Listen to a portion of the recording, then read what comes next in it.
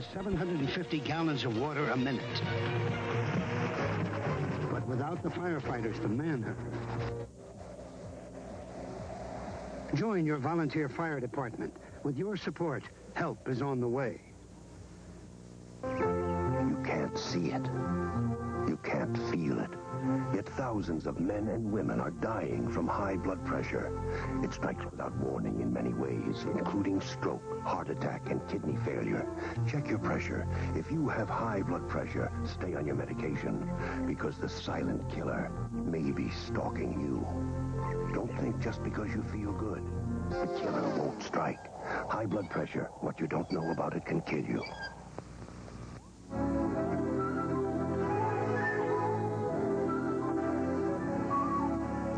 Well, here we are back again. Barry's joined us. Yeah, I've got my microphone. Welcome, Barry. Yeah. Nice to be here. I wanted to... Hello. I wanted to ask you, Barry, I mean, did you feel bad setting me up like that? Absolutely. All the while I was uncomfortable and I regretted being here. Yeah. But it was the women But they paid upstairs. so well. The women upstairs forced me to do this. They have some dirt on me and I had to do this. I didn't want to do They've got some power. Right, they do have power here. All we had to do was say, Barry, what do you think? And he said, I'll do it. I think it's a great idea. I want to get you. Oh, I have my own now. Dueling. Can I have yours? Dueling microphone if you'd like to. You know, now that we've got you here, we actually can interview you as a comic writer. You've written for Joan Rivers. Marty Allen. Well, how does one write jokes for Joan Rivers? I think she's great. Well, I guess you listen to her routine and you figure out what she's making fun of and the style of her jokes and the cadence, and you just try and think of... It's almost like, I don't know where it comes from. I mean, I'm sure other comedy writers have said that. It just comes from somewhere. It comes down and you'll find yourself just out of nowhere saying, you know, blah, blah, blah, blah. And it's for Joan Rivers. All right, give us a Joan Rivers joke that you wrote, but can you clip your mic on? Okay, these are kind of, I guess Calm you could down, say Deborah. Oh, Joe. just two of the recent ones. finished. It's like real soft humor when she doesn't talk about her body herself. When she said, I just ran into some preppy punks. They were wearing live alligators on their chests. The other one was that you know you're too close to a nuclear reactor when you are your own nightlight. So it's just like real soft stuff. And then the other stuff about her body, I guess, you know, some of the jokes I've sold her and she's used on Carson is related to her physical self and a little more way out, a little more As a bizarre. comedy writer, Barry, how do you feel about the real tremendous criticism she's getting that in a lot of quarters now? I mean, I know she's popular, but she's getting a lot of criticism and written criticism about some of the things that she's said, especially the Oscar telecast. Right, it's the kind of thing like somebody falls down a flight of stairs and you find yourself laughing and uncomfortable two beats later. And I think people laugh at it, and it's only in retrospect. I mean, I don't like humor that makes light of somebody, but her humor to me is like one person calling up another. Did you hear about Joan? And it's the kind of thing where everyone's in a small little world, and that's why Can We Talk is the perfect line to introduce herself. And her comedy, because she's bringing everyone into her living room and she's spreading the gossip. And people love that. Look how well the National Enquirer sells. Which says a whole lot. Right. And people want to hear that stuff, whether it's true or not, and it's funny because she brings these idols and icons down to human size. Well, thank you, Barry. Yeah. Hey, thank you, Barry, for being on the I had show a with lot us of fun, today. too. Thank you. Thanks for being with us today. And on Monday, the author of How to Raise Your Man by Rose Wolf will be here with us, Joe. Oh, boy. Okay? I'll tell you. And you can call in to ask her any questions that you might have on that. We'll discuss women in high-powered positions here in Fairfield County. Of course. And with the president and 3 members of the Fairfield Network of Executive Women. Thank you for being with us. Enjoy the weekend. Enjoy the turkey. Bye-bye. Enjoy the turkey. I'm sitting there.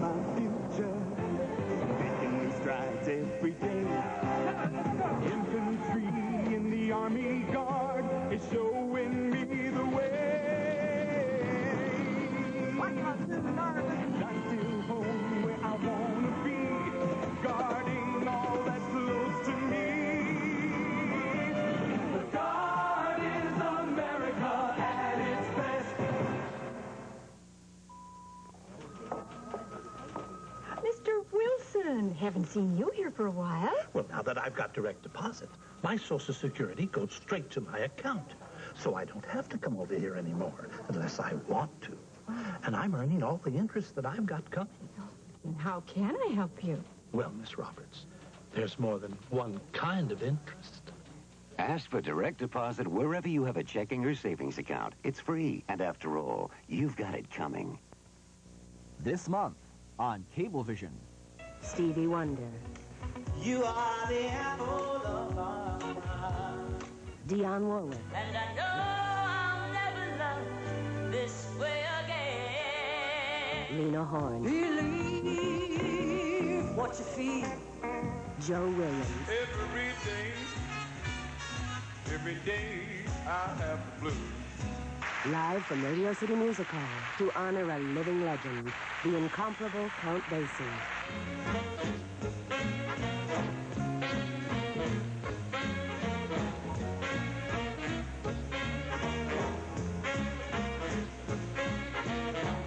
Bravo, Basie and Friends, live from Radio City Music Hall, a musical extravaganza. Enjoy this and all Bravo features with Cablevision's Rainbow Plus and Rainbow Gold packages.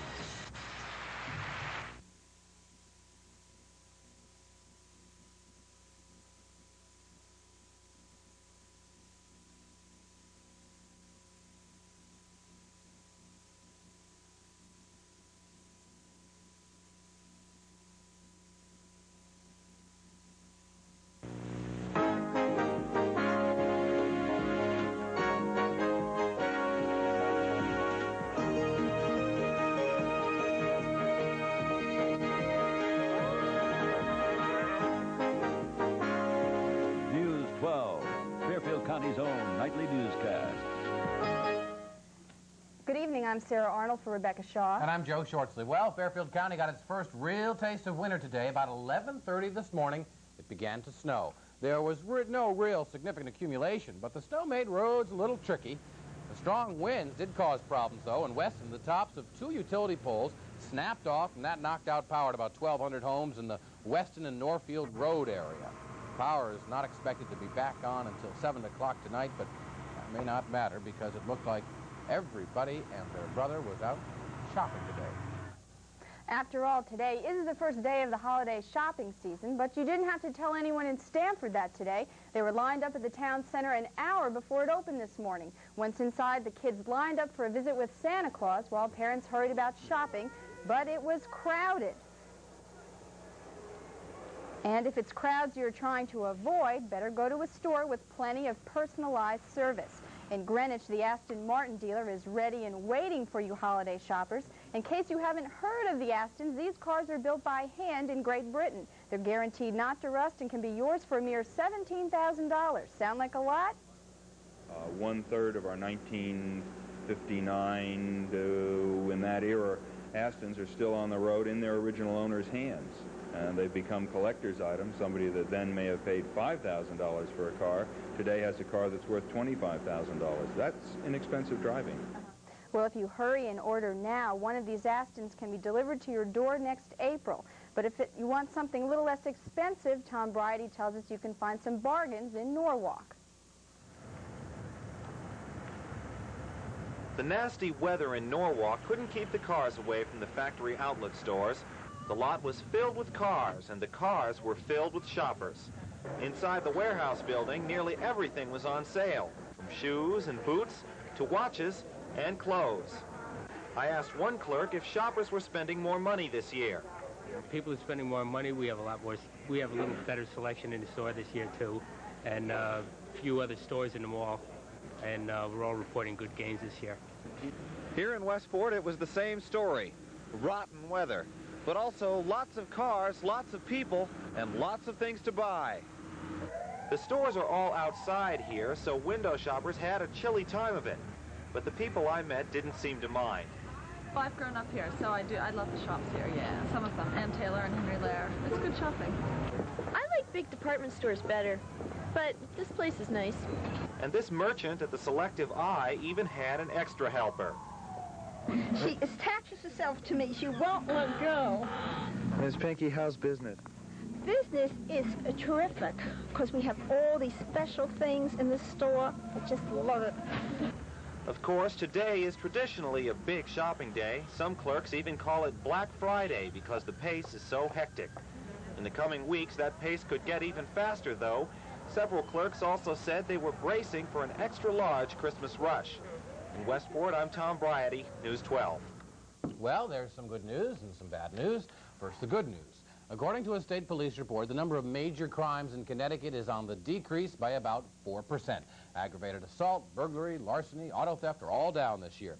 However, here's the bad news. The number of murders and rapes have increased by about 6%. The state figures are very similar to national figures, which were just released. Well, the Thanksgiving season is now in full swing, so that means people will be spending a lot of time partying. One exception is our state troopers. They'll be out on the roads in higher numbers, trying to get some of the most dangerous motorists, the drunk drivers, off the road. At this time, 2 people have already been killed on state highways, and police would like to keep that number as low as possible. With more on the state police crackdown, here's News 12's Frank Borres. Well, the holiday season is here again, and that means a lot of people will be driving their cars to parties. And at the parties, they'll do more than just socially drink. Unfortunately, a lot of people will get sloshed and try to drive home. That'll make these machines a dangerous weapon. For state police, trying to keep order on roads under normal conditions is quite a task. But when you include adverse weather conditions and the holidays, their responsibilities increase. And most of that is due to drunken driving. More than 50% of the fatals investigated nationwide do relate to either drunk driving or usage of drugs while driving. Lieutenant Brozek says during the holiday season, the state police in Fairfield County will be keeping an eye out for drunk drivers at toll booths and at turnpike ramps. Their function will be at the toll houses to observe as many operators coming into the toll house as possible. What they'll be looking for is erratic driving, swerving, and speeding. And if they catch you, you can be sure that they'll pull you over. And if at that point they find that you've been drinking, they'll take you in and arrest you like they would any other common criminal. Sir, I'm Sergeant Camp from the State Police, and I have stopped you for erratic operation and suspected drunken driving. At one time, drinking and driving may have been socially acceptable. But because of public awareness and stricter laws, the driver who drinks no longer receives lenient treatment. This examination is the Intoximeter 3000, which is an alcohol breath test machine. It's a very simple test. Lieutenant Brozek says if you don't pass the test, you will do some time in the lockup. And that, he hopes, will be the ultimate deterrent to driving while drunk. We will try our best with our resources that we have available to us to detect, apprehend, and arrest the drunk driver whenever he comes across our path. In Westport, I'm Frank Borres, News 12. Well, often we hear about people who are trying to protect the value of their property against overdevelopment. But Weston correspondent Jill McDonald tells us about one neighborhood that's welcoming new development with open arms. Now that the leaves are down, you may have noticed this lake on Broad Street in Weston. Well, it's actually much more than a lake. It's Lamazzo's gravel pit, and it's been here for about 35 years. But it won't be Lamazzo's gravel pit much longer. 3 years ago, after a great deal of community pressure, the owner, John Lamazzo, agreed to gradually transform his gravel mining business into a residential development, complete with recreational lake. The gravel operation would be allowed to continue until the land had been brought into conformance with a subdivision application. Now, this involved continued dredging of the lake, the sloping of the banks. Dan and Diane Herman live on West Branch Road, which is adjacent to the lake. They told me that in the 7 years they've been neighbors, Lamazzo's business has never bothered them. But they are looking forward to the day when the dredge shuts down for the last time, for other reasons. Although the Herman's property doesn't actually border on the water, they can see it from their dining room window. And Dan Herman says that once the gravel operation closes down, his property value will probably go up. You know, what I envision would be very nice homes, or just about all of them would have lakefront property. And you know, a little bit of imagination here. I can just visualize sailboats out there on a summer evening. John Lamazzo refused to talk to me on or off camera about his plans for the area. But the Planning and Zoning Commission has approved a 22-lot subdivision, and according to the agreement, Lamazo has to stop mining by the end of 1985. The only thing standing between Lamazo and a hefty profit from the land sale is back taxes. Weston has filed a foreclosure action against Lamazo in order to collect well over $10,000 in unpaid property taxes. In Weston, I'm Jill McDonald, News 12. Well, Sarah, you're down the Stanford Town Center today. How would you describe it? Well, I went to get a story, Joe, and I came back with a headache. It was a madhouse. And, you know, those people take their shopping seriously. They were out. The place was packed. I've never seen it like that. Oh, boy. Well, we know a lot of folks went shopping today. Let's see what else is uptown to town. In Greenwich, we found this R2-D2 look-alike putting on a show at the Bruce Museum. It's called Robots Alive, and you can see him and his cousins through February 5th. And in Westport today, you could duck the snow and get a glimpse of these serene landscape paintings. They're at the River Gallery, and these works by artist Jim Bird can be viewed through December 18th. What a difference a day makes. Yesterday, we told you how deserted the streets of Fairfield County were on Thanksgiving. That was not the case today. Everywhere you went, there were traffic jams and more traffic jams. For sure. In tonight's Closer Look, we'll visit with the Norwalk Fire Department. As we examine the day in the life of a firefighter, stay with us.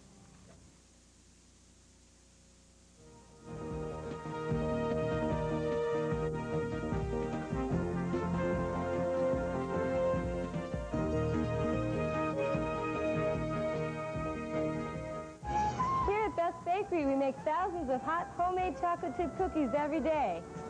Hi, I'm Beth Leonard. Want to find out why they're so good? Let's ask our customers. Well, they taste like homemade. They don't taste like store-bought. It's all right. Good. Chocolate, warm, and everything. Fresh and plenty of chocolate chips, which people look for in a chocolate chip cookie. Come in and try my chocolate chip cookies. They're $1.99 for a 1-pound box. You'll love them. Let's say that you're driving down the street and suddenly you hear a loud siren and see a huge red truck behind you, a fire truck. You pull over to the side of the road and let it pass. That may be the only glimpse you get of a firefighter. Well, do you know what his day-to-day routine is like back at the station? In tonight's Closer Look, News 12's Peter Ellikin spent a day at Norwalk Central Firehouse. Peter. You know, Joe, firemen tell me that they get a pretty bad rap. They've got terrible public relations. They say that, sure, people appreciate them in time of need, but a lot of people think that back at the station, as they're waiting around for those life and death calls, they're just goofing off. They think they just play cards, watch TV, get free meals, and occasionally polish a fire engine. Well, that couldn't be any further from the real truth. It's daybreak, Wednesday, November 23rd. The sun rises over the Charles A. Volk Central Fire Station in Norwalk. Tom Rail is the most recently hired firefighter of Platoon 4, the low man on the totem pole.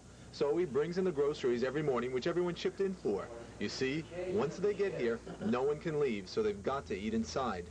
It's 7:45. Suddenly an alarm goes off and they jump up to respond. But it's an automobile fire that another station will handle. This sort of thing works on your nerves, puts you always on edge. I learned things like this as my photographer Jim Anastasia and I spent the day at the fire station trying out their equipment, standing in their shoes, just listening to them. Now, believe me, this is the easiest part of the job.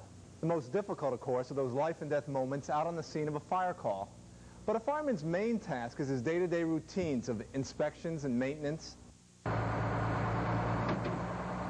It's 8 a.m., equipment check. Could you imagine what would happen if people were trapped in a burning building and you just couldn't get the fire truck started?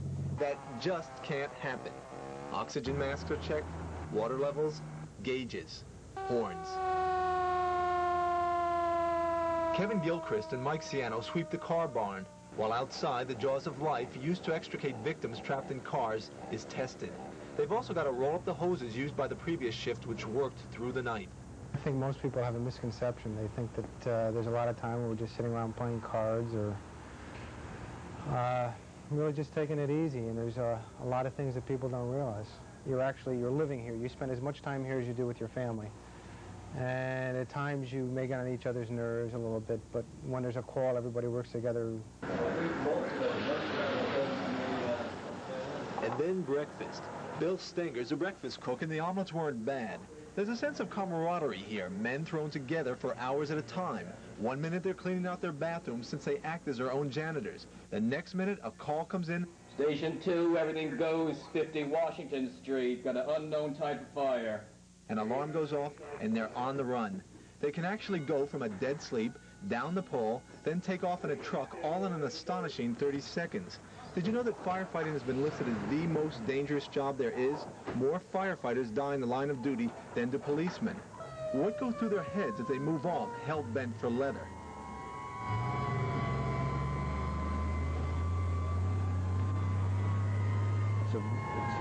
It's a stimulus to everyone, even riding out to the apparatus. And I find myself, now that I'm an officer, that when I ride out to a call and I work the siren, I find that the more I utilize the siren, the faster the driver will go. So there's a proof, an indication that the adrenaline does move. Back at the station, it's time for lunch. Then, every afternoon, there's a different drill. On the day we were there, they were trying out the big ladder. As I learned, it's not just a battle against acrophobia, but a test of balance and speed.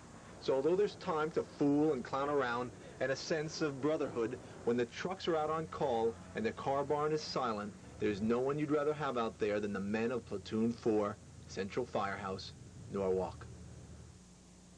You know, this past Wednesday when I spent that day with Platoon 4, we didn't get a single call for a real fire.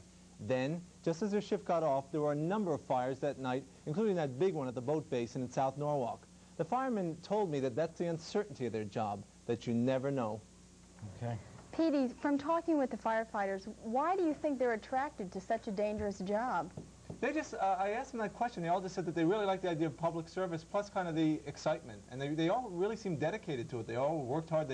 Every one of them got to work about a half hour early. So that's more than they could say for me. They live for those few exciting moments, I guess. We've also heard a lot about morale, as far as morale in police and fire departments in Greenwich or Norwalk. How's morale? I'm not really certain about that. They seemed really dedicated and happy about their jobs. They felt that they had sort of a poor image among the public, that people did feel that they just sat around and read magazines and played cards all day, and that kind of bothered them about their public image. But I didn't